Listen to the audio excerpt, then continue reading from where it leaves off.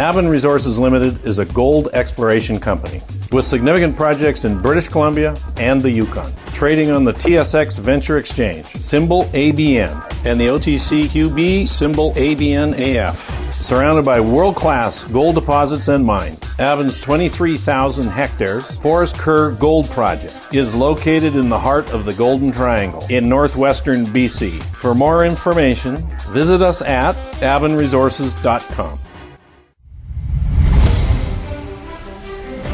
Welcome to the Goddard Report. Comments made on the Goddard Report and TalkDigitalNetwork.com are an expression of opinion only. Here is Jim Goddard. My guest is investigative reporter Spencer Fernando. You can find his articles at spencerfernando.com. Welcome back to the show, Spencer. Good to be here.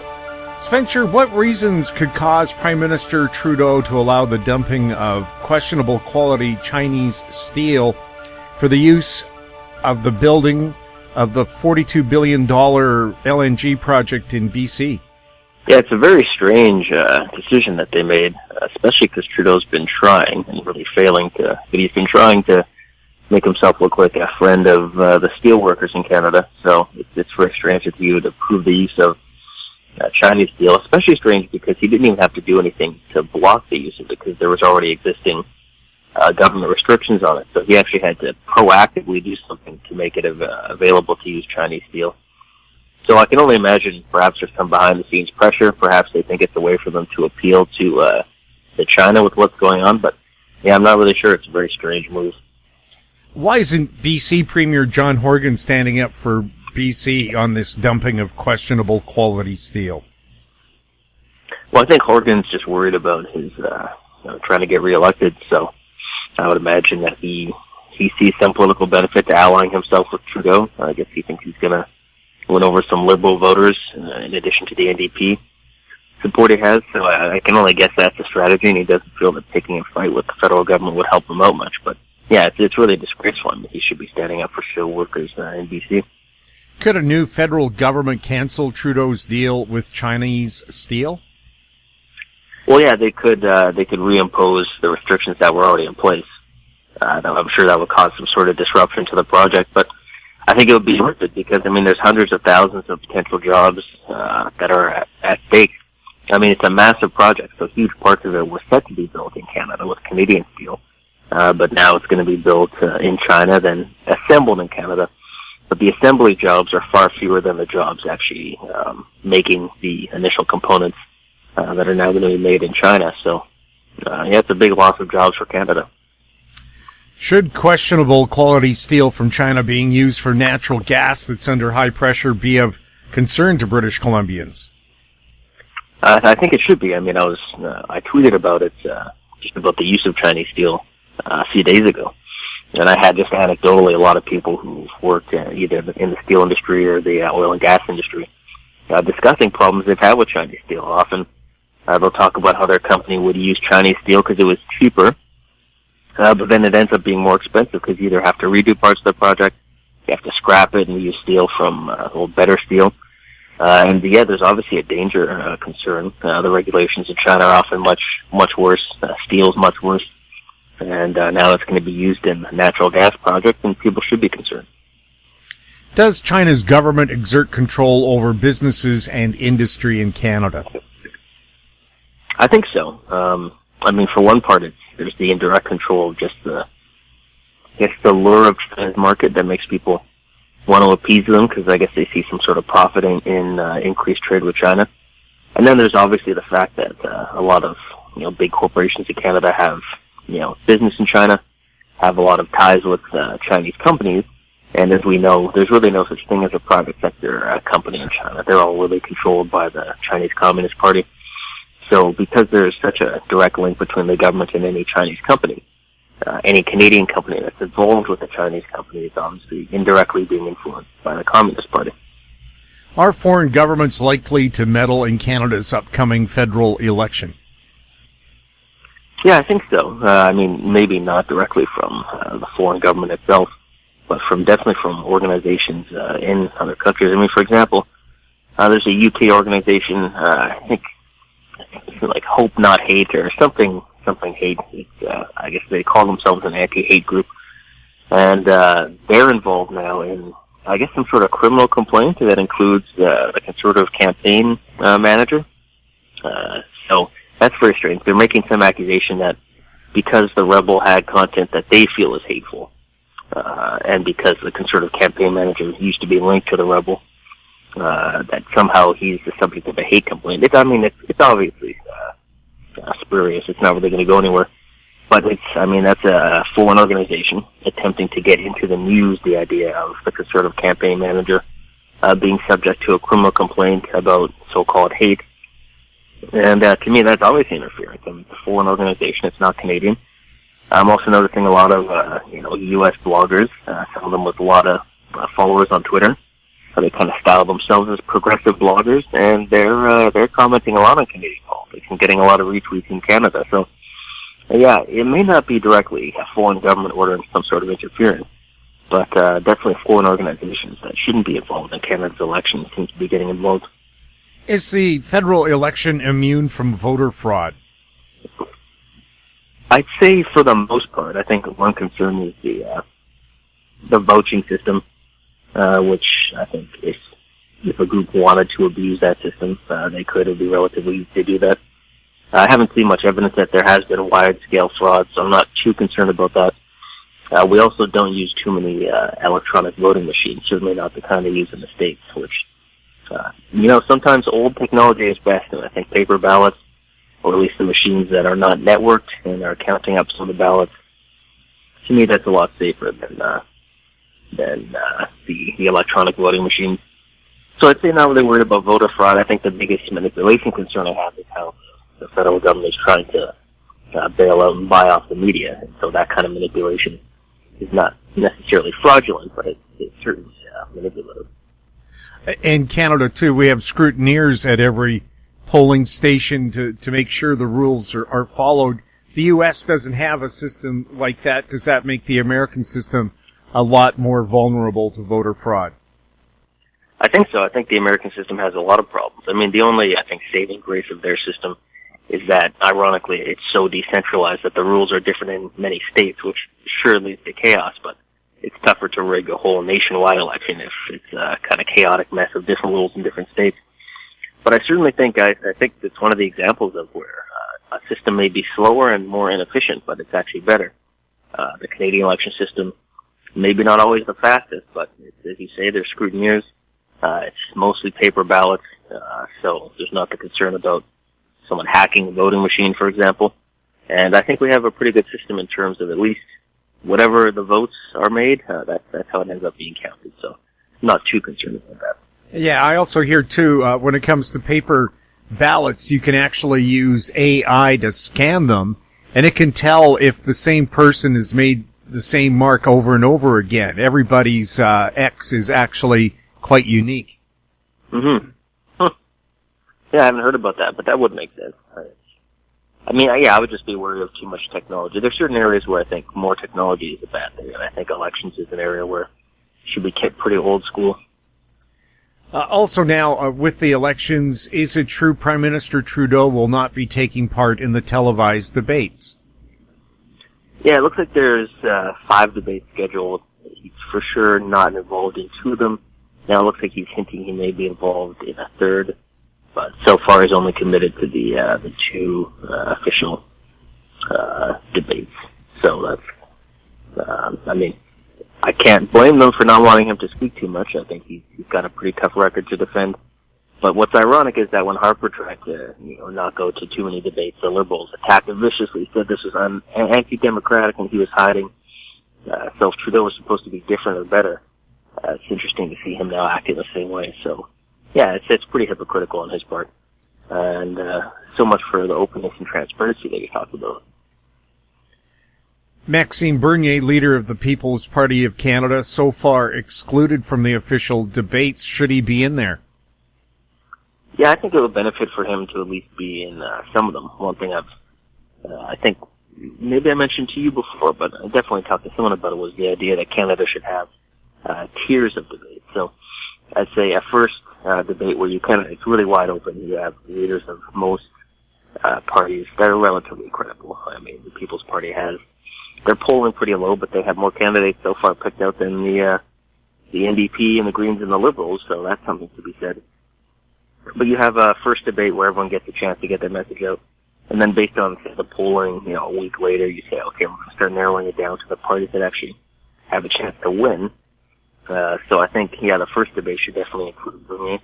And then going forward, if it looks like he's not going anywhere, then I'd say, just have the top, 2 or 3 parties in them.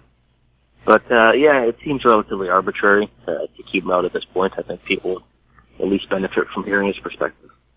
Is the upcoming election the establishment parties versus the People's Party? I don't think so.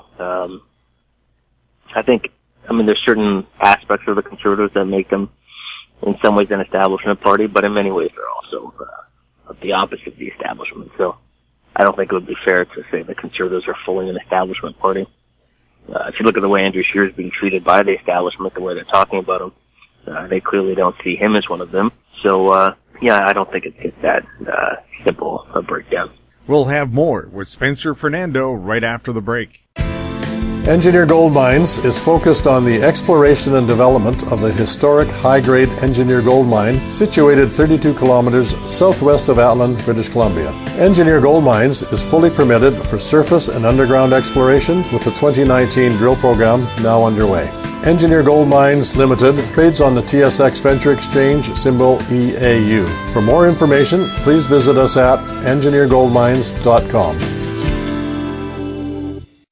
Grand Portage Resources' Herbert Gold Project in southeast Alaska highlights increased gold resource, indicated and inferred, of 860,000 ounces, in excess of 10 grams per ton gold. Expansion drilling is planned on the Herbert Gold property for the summer of 2019. Grand Portage Resources trading symbols are GPG on the TSX Venture, GPTRF on the OTCQB, and GPB on Frankfurt. For more information, please visit our website, grandportage.com. Welcome back. We're speaking with Spencer Fernando. Spencer, is it true a man was kicked out of Parliament, the Spectators Gallery, because he was wearing I Love Oil and Gas t-shirt? He not kicked out. He was told by, Senate or Parliamentary Security officer, or whatever they're called. He said, the shirt could be considered offensive, so you either have to take it off or turn it inside out. He turned it inside out.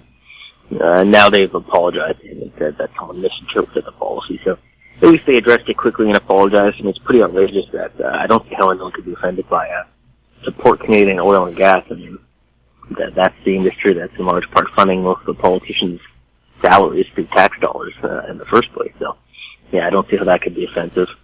Apparently there's some sort of rule against shirts with political viewpoints being worn in the House of Commons or the Senate, which itself is a rule that should be removed. I mean, it's kind of really against freedom of expression. But at least they apologized to the guy, and I think they've said that won't happen again. So we'll see. Definitely shouldn't happen again. How big a deal is it with this mass defection of NDP members to the Green Party in New Brunswick? Jagmeet Singh says it's not as bad as it sounds. Others are saying it's worse. What's your opinion on it? Well, I think the overall perception isn't too good for him. In politics, it's all about momentum, right? I mean, some of the details of the story seem a little bit shady now. Six of the people, I think, 6 of the 14, said they actually haven't left the NDP, that they were pressured into putting their name on something, and then it was used in a purpose they didn't like. Then Elizabeth May said, they've been pressured by the NDP to recant on leaving. So it doesn't really look too good for anybody. But since it's all about momentum, the perception is the NDP is losing momentum and the Greens are gaining it. So this will only feed into the feeling that people are leaving the NDP, going to the Green Party. I think there was an article today about how the NDPs have more serious financial problems. So, it's not looking too good for Jagmeet Singh right now. The NDP is also said to be having trouble finding candidates. Is it a matter of no confidence in the leader? Do they feel the NDP's message is out of date? What's behind people not wanting to run for what used to be, just a few years ago, the second most popular party in Canada? Yeah, I'd say it's a lot of things. I mean, you kind of have to look at it all together, right? So their poll numbers are bad, their fundraising numbers are bad, their communication strategy seems pretty bad. So that means they're having serious internal organizational problems. And then recruiting candidates is a big organizational task. So they're having trouble with that. It kind of shows the deeper problems in the organization. And then, of course, as I said, momentum, right? People look at the news and they see NDP going down, Greens going up. If you're a left-wing person and you're thinking of getting involved in politics, it's probably not too big a difference to decide to go for the Greens instead of the NDP. So that's why I think the Greens are doing better recruiting candidates, probably raising more money. So, yeah, I think that's a big part of what's going on. People look and say, well, I don't think the NDP is the way to go if I want to get elected. So, and then it all kind of spirals that, right? Then people don't run, people hear about people not running, so more people don't want to run. And now they're pretty desperate to fill almost a third of all the spots. Not too much time till the election starts. Are the Greens perceived to be an anti-jobs party? I think a lot of people see it that way. When they're promising no new oil and gas development, and that's obviously a big job killer. They'd obviously be bringing in higher taxes, higher regulations that would kill jobs. And one of the problems Canada has is that, the U.S. is right next door. So if you're running an oil and gas company in Canada, or any company that's really, energy intensive or industry intensive, you look and say, okay, well, there's a country right next door with similar language. Obviously not French used, but most of Canada uses English. So similar language, relatively similar laws. Same market it's reaching out to internationally. So it can just go to the States and make a lot more money, less taxes, and fewer regulatory concerns. So, yeah, I think if the Greens got in, they're not going to win the election, but they've got a lot of influence. I think you'd see a lot of jobs heading to the States. We'll have more with Spencer Fernando right after the break.